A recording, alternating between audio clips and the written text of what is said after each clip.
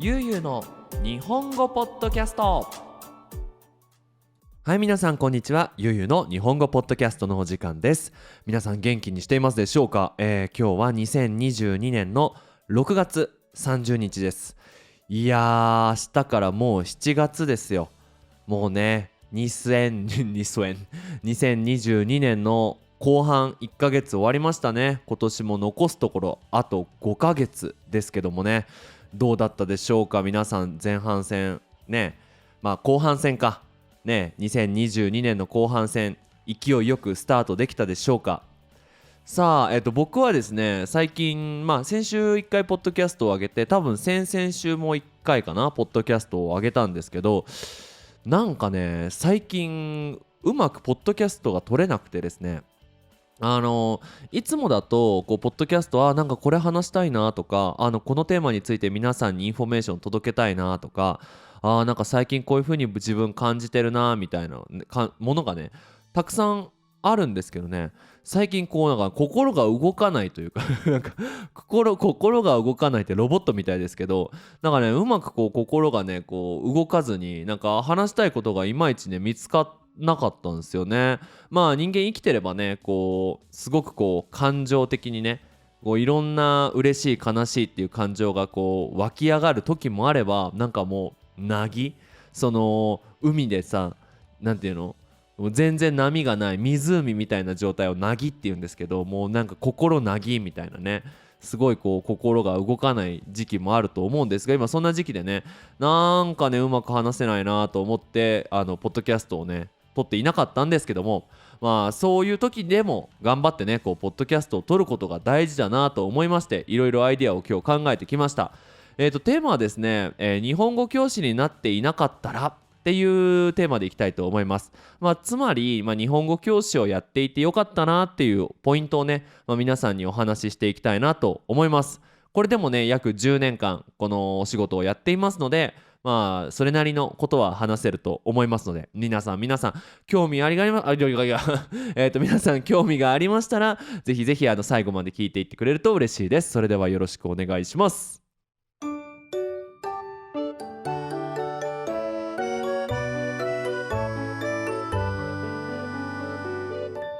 ゆうゆうの日本語ポッドキャスト。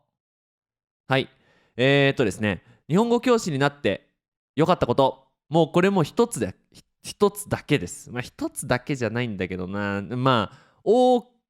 きいのは一つだけです。答えはいろんな人に出会えることですね。いやもう本当にもうこれが一番こう日本語教師をやっていてよかったなっていうことですね。本当にこの仕事やってるといろんな人に出会ってね、いろんなことを感じることができるんですけど、今日はその中でも2つのお話をしていきたいなと思います。ですね、先週の土曜日ですよ。何日だ？ 6 月25日ですね。結婚式に行ってきました。グアダラハラでね。その結婚式っていうのもこれ昔の学生の結婚式です。僕今32歳なんですけど、約10年くらい前に、プライベートレッスンを、受けてくれていた、ある女の子が結婚するということで、今回ね、えー結婚式に行ってきたんですけども、結婚式はグアダラハラで行われてですね、面白いのがこの彼女ね、結婚した相手が、ドイツの方と結婚したんですよ。で、結婚式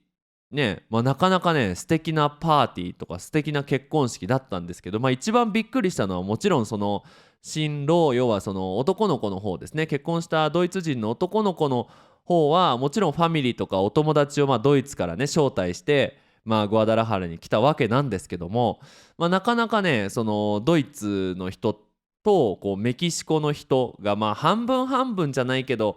70% メキシコ人 30% ドイツ人ぐらいだったかなのぐらいの割合のね、もうつまりインターナショナルな結婚式に参加したわけですよ。やっぱ面白いですね。こうメキシコ人の人はパーティーが始まるじゃないですか。でもうとにかく好きなのは歌うことと踊ること。もう若いお兄ちゃんお姉ちゃんからおじちゃんおばちゃんまでこうね、ラテンのこうダンスミュージックがかかるとこうみんなねこうお立ち台っていうんですか、ダンスホールにこう集まってみんなこう踊ったりするわけなんですけど、一方ドイツの方はですね、もちろん踊ってはいたんですけど、それよりもね話す人が多いですね。こう飲み物をね手に持って、なんか「いや元気？君はどこから来たの？ああ僕はフランクフルトの方さ。君は？おおそうか」みたいな話をね、してる人が、僕はドイツ語が分かんないんで、そんな雰囲気だろうと、勝手な想像でね会話をあれしてるわけなんですけども、あのそうそんな感じでねこう音楽が流れて、メキシコ人が踊っている隣で、ドイツの方は結構話してる人が多くてですね、いやなかなか面白いなと、どっちがいいどっちが悪いはないんですけど、そういうさこうメキシコ人が半分こうわーって歌いながら踊ってる隣で、ドイツ人がねこう話しながらこう飲んでいる、こんな景色を、普通の人では見られないだろうと。そのね新郎新婦の友達だったら見れるんですけど、こんな一発のね日本人がさ、そんなメキシコでドイツとメキシコの結婚式にね、ドイツとメキシコじゃないねドイツ人とメキシコ人の結婚式に呼ばれることなんてめったにないよななんていうのをねこう思っていたんですよ。でこういいなと。でね結婚する2人もすっげえ幸せそうだしさ、いやなんか10年前本当にメキシコに来たての頃、もうスペイン語も全然わかんない状態でもプライベートレッスン受けたいって言ってね、僕のプライベートレッスン受けてくれて、こうやって10年経った後もねこうやってわざわざ結婚式来てくださいってこう誘ってくれて、なんか嬉しいなってでさ思うわけですよ。こうやってポッドキャストとかさ YouTube でSNS でねお仕事をしているんですけども、やっぱりねこういう結婚式に呼ぶとか呼ばれるとか、人生のね大切な時にこう何かねこう招待してくれたり手伝ってくれたりお話を聞いてくれたりしてくれたりっていうのはさ、やっぱある程度ね強い関係じゃないとできないわけじゃないですか。なんかいきなりね YouTube のフォロワーで来週結婚しますんでぜひゆうすけさん僕の結婚式に来てくださいっていうことにはならないわけですよね。うん、そのね SNS ではなくレッスンでさ、1週間に2回とか1回必ず会って2時間なら2時間一緒に日本語勉強して、もちろん日本語勉強していく中でさ、人生のテーマとかさ思ってることとか最近の自分っていうのをさいっぱい聞くわけですよね。その女の子もね、僕がまだグアダラハラにいて彼女もグアダラハラにいた頃はその週末何やったのかとか、どういう勉強をしたのかとかこれからどんなことをしたいのかなんていうのを話していましたけども、その後にね日本に行きたいんだと、日本に行って日本語勉強したいんだってこう日本行ってきてで帰ってきてでもう一回クラス受けるってなって日本どうだったなんて話を聞いたりね、でドイツに行ってからもちょっとこうオンラインでプライベートレッスンでやってたんですけど、その彼ねその結婚した彼とさ出会った時のこととかさ、まだ付き合いたてでね週末こう片道23時間かけて電車で彼に会いに行くんだみたいな話も聞いてるとね、やっぱそういうのってなかなかね普通の人にはできないような話も日本語のレッスンだと、日本語にするとこうスッと話せたりしますよね。そういうのをさこう何十人、下手したら何百人ねいろんな話を聞くわけなので、人生でこう気になる人が増えるんですよね。なんかこうこの人の人生これからどうなるんだろうとか、この人幸せになってほしいなとかっていう人が増えると、それってすごく素敵なことだなと思いますし、このねこう教師何かを教える仕事を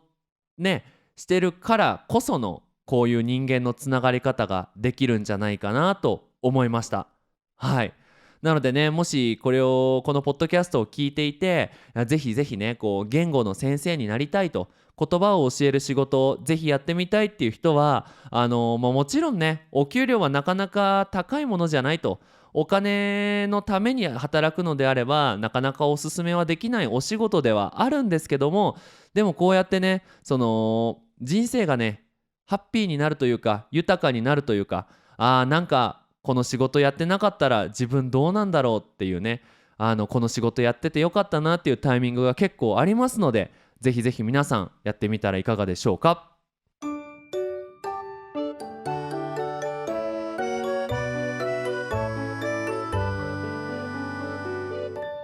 ゆうゆうの日本語ポッドキャスト。はい。さあ次はですね、こう日本語を教える仕事ではあるんですけども、本当にね学生からいろんなことを学べることもこの日本語教師になって良かったことの一つなのかなと思います。僕はね、その日本語の知識であれば、他の学生さんよりもその知識はあると。日本の文化歴史に関してもちょっと他の人よりも知っていると。10年間働いてますからね。でもそれ以外のことは別にね、そんなすごいわけではないんですよ。僕もう結構なダメ人間なので、自分頑張れなかったりとか、なんかこう仕事をサボっちゃったりとか、クラスはねサボらないですけど、なんか今日ダメだっていう日もいっぱいあるんですよ。でね、メンタルもそんなに強い方じゃないので、さっきこのポッドキャストでも話したんですけど、なんか今日ダメだなみたいな、もうなんか心動かないし、もうポッドキャスト撮れないわ、ダメだみたいになっちゃうことが多いんです。で、そんな中でですね、僕の、やっているオンラインレッスンですね、オンラインコースの学生さんがね集まって、ディスコードでグループをね作ってやってるんですよ。ちょっと言葉が難しくてあれ大丈夫ですかね。ディスコードっていうのはなんか今最近流行っているですね、こうコミュニティを作るアプリケーションというか、なんていうのかな、こう Facebook のグループみたいな感じで、そのサーバーに人たちが入って、好きなテーマについてこうそれぞれのチャットで話すみたいな、そういうアプリケーションです。皆さんもし興味があったらねぜひ使ってほしいんですが、そのディスコードで悠々ファミリーっていうね、その元学生の、コミュニティサーバーがあるんですけどですけどね、そこでねあるベネズエラの女の子の学生が100日チャレンジっていうのをやってるんですよ。これ何かっていうと、100日間、毎日その小さいもう2行3行ぐらいの日記を書くんです。今日どんなことがありましたっていうね。でも必ずその日記の最後に何々々で嬉しいっていう形で終わる日記を書くっていうチャレンジを始めて、周りの人もぜひやってみませんかっていうのでディスコードでね頑張って、本当に真面目にね今87日目なのかな、もうすぐ100日目になるんですけどやってるんですよ。で、彼女自身はですねこうベネズエラっていう国ですね、決してこう国的には裕福じゃないですよね。治安も悪いし、なんかこうね政府がもう全然ダメで機能していなくて、そのベネズエラで住み続ける人もあんまりいないと。海外で生活、ベネズエラから逃げるようにその海外に行って生活するっていう人が多いような国ですね。日本人からするとやっぱ考えられない状況ですよね。そんななんか生活するのが大変だっていう国。そういうところで、大学を卒業して、こう今働き始めてはいるんですけども、その生まれた国っていうのはさ自分で選べないわけじゃないですか。これからどこかに行くっていうのは選べるけどね。でベネズエラっていう国で生まれたっていうのを僕の感覚からするとやっぱ日本で生まれてよかったなと、ベネズエラかわいそうだなって思っちゃうとこも正直ねあるんですよ。それは僕のねなんかおかがましい考え方かもしれないんですけども、そういうふうに思うわけなんですけども、そんな中でですね毎日毎日今日は、なんか美味しいアイスクリームが食べれたから嬉しいとか、今日はお母さんといっぱい話せたから嬉しいとか、今日はなんか友達と日本語を勉強して嬉しいとか、なんかこう一日の終わりに何々して嬉しいっていう形でね自分は嬉しいんだと。でそういうチャレンジをしているっていうのを聞いてね、いや素晴らしい人間だなと。なんかさやっぱりこういう生活しててね、今のこういう時代にね生きていると、なんか足りないなとかさ、なんかもっと欲しいもっと欲しいとかさ、なんか自分なんて何にも持ってないみたいに思っちゃいますよね。なんか特に SNS とか見るとさ、なんか他の人は結婚して子供もいて、まあ別に子供が羨ましいわけでもないんだけど、なんかめっちゃ旅行してるし、車買ってるし、なんかみんな幸せそうな写真がSNS に上がっていって、いや自分の人生なんてなんか大したことないなって思っちゃいがちなんだけどさ、そんな中一日一日生きていく中で、今日の終わりにこの100日チャレンジで何々して嬉しいを書かなきゃいけないから、何が嬉しかったんだろうっていうふうに考えるわけですよね。そうするとめちゃめちゃ小さいことでも実は毎日一つぐらいはね、何々して嬉しいっていう気持ちがあるんですよね。なんだろうね。最近僕が嬉しいって思ったのは、雨が降ってすごく涼しくて、朝すっごいなんか気持ちよかったんですよね。そのちょうどいい涼しさで、めちゃめちゃ乾燥してなくて、で朝鳥の声が聞こえて、なんてグアダラハラはいい天気なんだろう、嬉しいな、なんかハッピーだなとかね。昨日昼作った親子丼がね、めちゃめちゃ美味しくできて、なんか久しぶりにうまくできたな、嬉しいとか。うん。なんか今日ニディアさんと一緒にゲームやっていて、なんか楽しいなって。今までだったらね、ニディアさんとゲームをするなんてそんなの考えもしなかったことだけど、こうやって頑張ってゲームしてくれるようになって、嬉しいなとか、仕事終わった後ね、冷蔵庫を開けたらめちゃめちゃ冷えてるビールがあって、それを一口飲んで、なんてうまいんだこれは、嬉しいぜっていうね。そういう風に見ていくと、俺の人生もそんなに悪いもんじゃないなっていう風にね思えるようになってきて、すごくポジティブに、毎日やってることは全然変わらないんだけど、なんかねすごく毎日が変わるような感じがするんですよね。でそれをさ、僕は思うだけで、そのチャットには書いてないんだけど、